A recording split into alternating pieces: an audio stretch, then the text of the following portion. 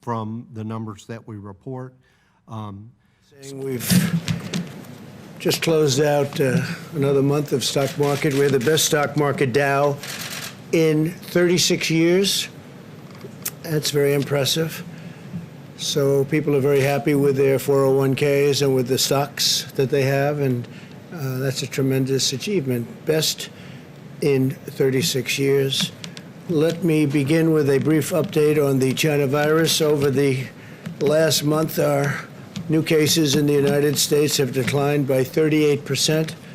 Last week, we announced a breakthrough in testing that will allow us to have over 150 million rapid point-of-care tests.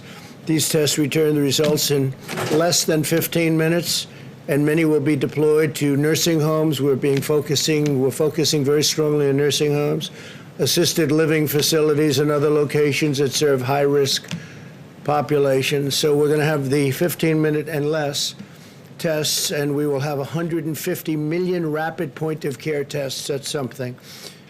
This evening, I'm pleased to announce that AstraZeneca vaccine has reached phase 3 clinical trials, so that's joining another group of vaccines that are very close to the end and hopefully approval. In the United States, we're doing things that nobody thought would have been even possible. This is a process that would have taken, in some cases, years, and we did it in a matter of months.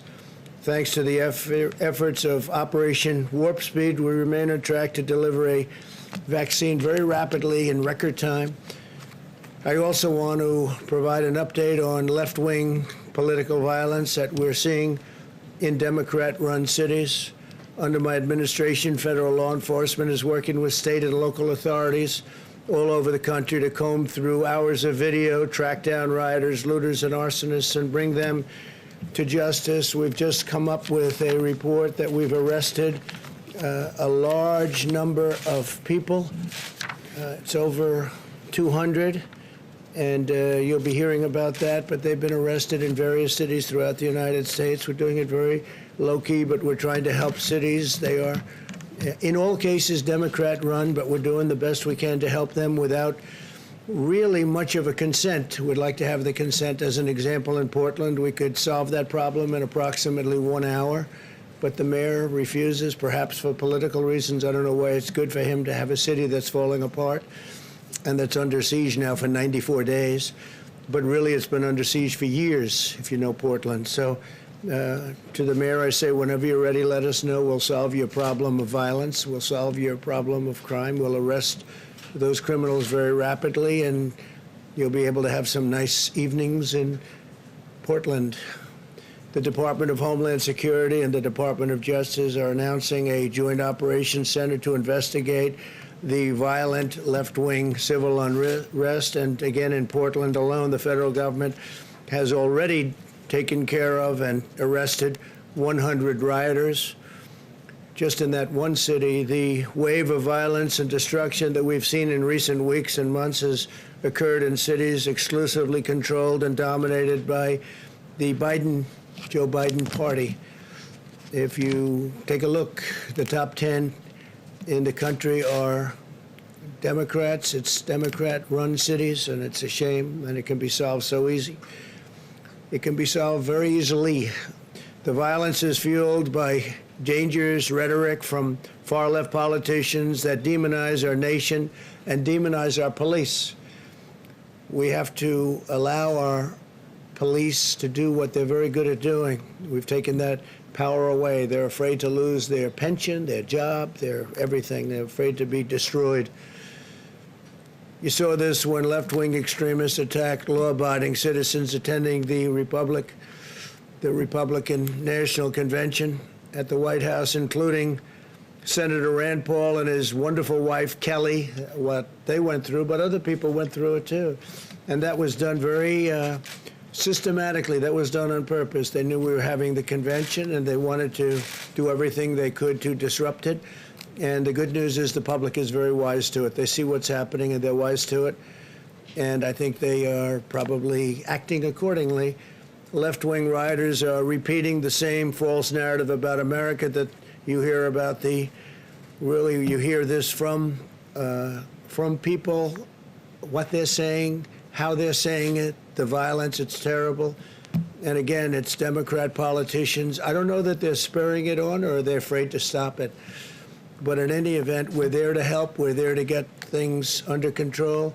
What they did on Thursday night at the White House, just outside of the White House, to people that came from all over the world, is a disgrace. It's a disgrace. And frankly, the mayor, Democrat Mayor Bowser, should have done a better job. She did a very poor job. But at the same time, we had the police who were very brave. They helped Rand. I guess it started off with 2, and they took a beating. If you can believe this, they really took some heavy hits. 1 went down, but got right up. And 2 others joined them, and they were able to get Rand and Kelly through. But it was a terrible, terrible thing to witness. But other people went through similar, not to the extent in terms of taping. We don't have the tapes as strong, but some people went through, from what I heard, as bad or worse. The violent rioters share Biden's same talking points, and they share his same agenda for our nation. And even his strange speech today that he made in Pittsburgh, he didn't mention the fact, and he didn't mention the far left. He didn't mention the far left, or for what I saw, I don't believe he mentioned the word Antifa. Antifa is a criminal organization, and he didn't mention Antifa thugs, but mostly seemed to blame the police and law enforcement. He went on point after point after point. He even talked about those on the right, but he didn't talk about those on the left, and those on the left are the problem, and Antifa is the problem. The rioters and Joe Biden have a side. They're both on the side of the radical left, and that is so obvious. And until that neutralizes, you're never going to have safe areas in those Democrat-run areas. For months, Joe Biden has given moral aid and comfort to the vandals, repeating the monstrous lie that these were peaceful protests. They're not peaceful protests. That's anarchy. That's, you look at the agitators, you look at the looters, you look at the rioters. That's not a peaceful protest. They keep using the term. It's so nice, peaceful protest. And behind the reporter, the cities are burning. We could solve it very quickly if they ask us to come in, like we did in Minneapolis, and like we just did in Wisconsin, where I'll be going tomorrow. And at least the governor asked me if I could. I said, you got to get the National Guard, and he finally agreed to even a small number, but they were able to take care of things, and that was about 5 days ago, 6 days ago. And ever since, it's been very good. 13 members of Biden's campaign staff donated to bail and rioters. They're getting him out of jail, looters. They got him out of jail. And his running mate, Kamala, urged their supporters to do the same thing. It's outrageous that they're now seeking to shift the blame for the mayhem, and they really want to put it on the backs of the police. I see it. The police there's just a war on law enforcement in this country, and without law enforcement, we wouldn't have a country. We have very talented people. They're not allowed to do their job. If you give the radical left power, what you're seeing in the Democrat-run cities will be brought to every city in this country. If they have that power, every city in this country could be potentially another Portland or another Chicago where they've had such problems. To defeat them, we must jail lawbreakers, and we must defeat their hateful ideology about this country, about America. We must teach our children that America is an exceptional, free, and just nation worth defending, preserving, and protecting. And that's what we want to do. They want to destroy our country. They're going to destroy our suburbs. But I think I've gone a long way from allowing that to happen. The suburbs are protected, especially with the rule changes that I made. I took them out of the Obama administration. They were going to be made much worse. What we're witnessing today is a result of left-wing indoctrination in our nation's schools and universities. Many young Americans have been fed lies about America being a wicked nation plagued by racism. Indeed, Joe Biden and his party spent their entire convention spreading this hateful and destructive message while refusing to say one word about the violence. They didn't even discuss law enforcement, the police. Those words weren't mentioned. 2 words that were taken out were the words under God, two very important words in the Pledge of Allegiance in their caucus. I guess they did it twice. They took it out of their Pledge of Allegiance. I heard it the one time, and I said, that's strange. That's a big change. I figured they maybe made a mistake. Something happened. No, they didn't make a mistake. Then they did it later on. So they took the word, essentially, they took the word God out of the Pledge of Allegiance. We're not taking the word God out of anything. We're not taking it out of our Pledge of Allegiance, and we're not taking the great word God out of anything. At our convention, we highlighted law enforcement heroes and repeatedly emphasized that violence has no place in American political discourse. The left's war on police, faith, history, and American values is tearing our country apart, which is what they want. They think it's good, but it's gotten out of control. They're unable to control this radical left crazy movement, but we can control it very quickly, very, very quickly indeed. The only path to unity is to rebuild a shared national identity focused on common American values and virtues, of which we have plenty. This includes restoring patriotic education in our nation's schools, where they're trying to change everything that we've learned. What we've learned, in fact, what most of you have learned, they want to change it. They want to change it for whatever reason. Cancel culture, whatever you want to call it. At the same time, we must strictly and fully enforce our law and have no tolerance for anarchy and no tolerance, zero, for violence. Anyone who breaks the law should be arrested, prosecuted, and punished. This includes targeting law enforcement efforts to focus on Antifa, the left-wing domestic terror organization. The mission of Antifa is to spread terror in the U.S. population with the goal of getting Americans to give up to their agenda.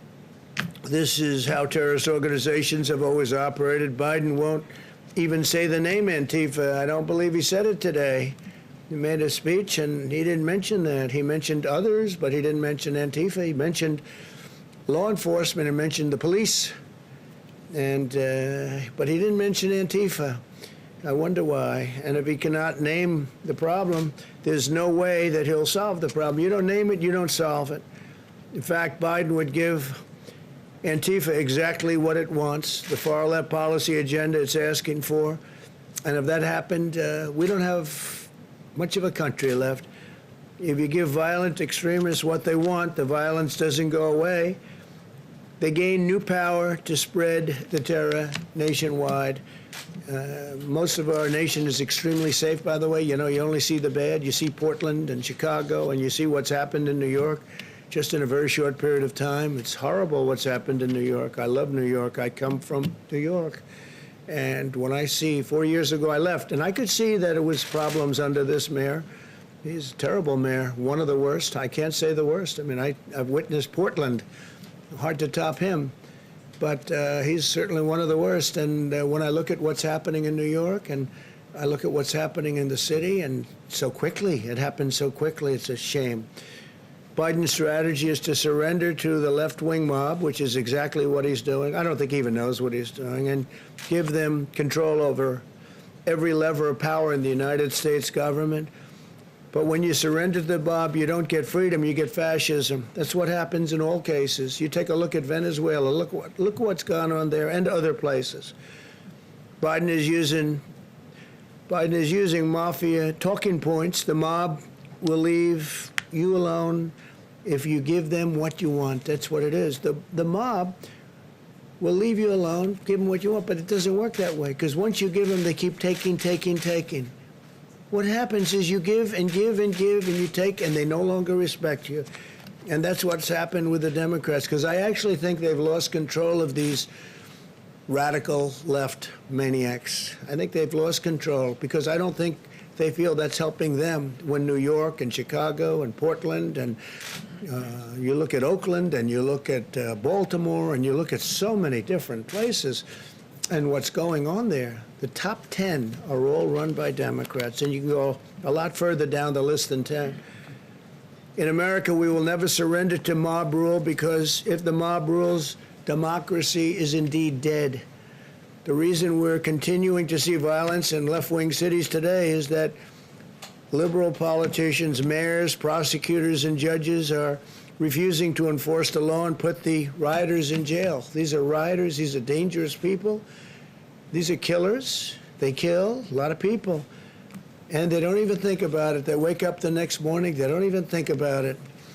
This is the extreme left's agenda for America. They want to appoint radical prosecutors, judges, and federal officials who will set criminals free. Their stated plan is to cut police funding, abolish cash bail, close down prisons, re-educate our children, preach left-wing social justice, establish a national sanctuary for criminal illegal aliens, and abolish the death penalty, even for cop killers. No one will be safe, and in fact, they want very much to let people in prison, like as an example, the Boston bomber. They want to let everybody vote. If you're in prison, if you're the Boston bomber, they want you to have a vote. I don't know. I don't think that sells too well. My administration is a very different approach. We want states to work with us to deploy the National Guard to quell the unrest. All they have to do is call us. We will have the National Guard. We're prepared. We're ready to go no matter where they may call from. Any part of the country, East Coast, West Coast, doesn't matter. We're ready to move immediately, as we did in Minneapolis, we are ready to move as quickly as you can imagine. Tomorrow I'm going to a place where we move very quickly. You know that, in Wisconsin, and we move very, very quickly. And as soon as we moved, that was the end of that. It was very well behaved. I'll appoint more tough-on-crime prosecutors, support stiffer penalties and longer jail terms for rioters, and support effective policing methods that are proven to be great crime reducers. When you enforce the law, order follows, and we need order. We need order. You can't have cities run like these cities are run. They gave a little, then they gave a little, then they gave a little more, and all of a sudden they've lost these cities. But I'll get them back very quickly. All they have to do is say, please come in. As you know, they have to ask, unless we go a much tougher route, which we could, but you don't like to do that. They have to ask you to come in. When they ask me to come in, we'll be there within a matter of minutes. When I signed the executive order outlining 10-year prison sentences as an example for destroying monuments and statues, it immediately stopped. That was 3 months ago or so. I signed an order, and it said 10 years in prison, 10 years if you knock down a statue. It immediately stopped. I mean, to the best of my knowledge, I haven't seen it happening for about that time. They were going to have a big march on Washington. They canceled that march. They said 10 years is too long. Before the outbreak of left-wing extremism, our strategy produced a historic reduction in violent crime. In the last 2 years of the Obama administration, murder increased 30% in major American cities, and we witnessed the largest 2-year nationwide increase in murder in over a half a century. In the first 2 years of my presidency, the number of murders went down significantly. Earlier this year, we announced that Operation Legend, surging federal law enforcement to cities plagued by violent crime, and we did a lot of it. We did a lot of it very quietly, but we did a lot. Since the beginning of Operation Legend, we have conducted more than 1,000 arrests and reduced the murder rate in Kansas City, which is one of the cities we targeted, by 1/3. Got it down 33%. In the last month alone, we cut the murder rate in Chicago in half. People don't know that, but we sent them in to Chicago without fanfare at all, but we cut it down in half. It's still far too high. And if they'd asked for full help, as opposed to just sending in some very talented people, we'd be able to cut it down to a very low number. While I am president, we will defend the rights of law-abiding citizens. We will honor the heroes who keep America safe, and we do. We honor our police. We honor our law enforcement. I have the privilege of having gotten, I guess, every law enforcement group in the country that I can think of. The sheriffs in Florida, all of them. Law enforcement, Ohio and Texas, North Carolina. I mean, almost no matter where you look, I think I've gotten all of it. We'll have to do a little study so I'm totally accurate, but I would say all of it. And the ones who didn't, I think we have to look at them. Where do they come from? So we've done a real job. We're ready, willing, and able to help these Democrat-run cities that are doing poorly. They have to call and ask. All they have to do is call. They don't even have to put it in writing. We'll put it in writing later. We'll get them in there, and we'll straighten out the city. very quickly, whichever city we may be talking about. So those governors that are responsible for a state that has a city that's got a lot of problems, call me, or the mayor can call me, and we'll be there very quickly. Tomorrow we're making that trip to Wisconsin. I think a lot of you are going to be going, and it should be very interesting. It should be very interesting, but we're proud of it because in 6 days, it's been like a different world. And it took place immediately. As soon as we surged, as soon as we went in, it took place immediately.